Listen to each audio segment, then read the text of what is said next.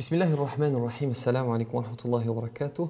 Je vais prendre 2 minutes pour vous raconter quelque chose qui vous sera utile, je l'espère, Inch'Allah, qui vous sera utile à vous et à votre famille. Le prophète, que la paix soit sur lui, rapporte l'histoire d'un homme le jour du jugement. Cet homme se retrouve devant son Créateur et malheureusement, il n'a pas assez de bonnes actions. Et Allah subhanahu wa ta'ala va décider que cet homme doit aller en enfer. Et alors qu'il est sur le chemin vers l'enfer, cet homme va se retourner vers Allah subhanahu wa ta'ala. Et le Créateur va lui poser 2 questions. La première, il va lui dire: est-ce que nous avons rajouté une mauvaise action dans ton livre? Est-ce que nous t'avons attribué une mauvaise action que tu n'aurais pas commise? Cet homme va dire non. Le Créateur va alors continuer et lui dire: est-ce que nous avons oublié une bonne action que tu aurais faite? Et cet homme va dire non, tu as été juste, ô Allah.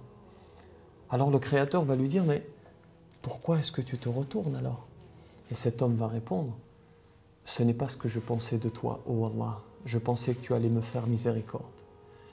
Et alors Allah subhanahu wa ta'ala va lui pardonner. Et il va dire: prenez mon serviteur et faites-le entrer au paradis, qu'Allah subhanahu wa ta'ala nous l'accorde.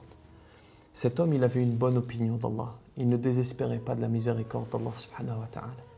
Alors il est très important de faire une précision ici.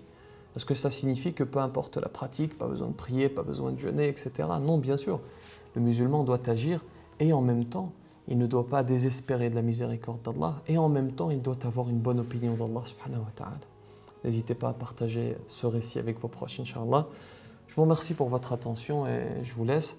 Et pour répondre à la question que certains m'ont posée, oui, j'ai perdu un peu de poids, alhamdoulilah, mais le travail n'est pas terminé. Je continue, Inch'Allah. Et si vous êtes en surpoids, qu'Allah subhanahu wa ta'ala vous accorde de réussir à en sortir, qu'Allah subhanahu wa ta'ala nous facilite, que la paix soit sur vous.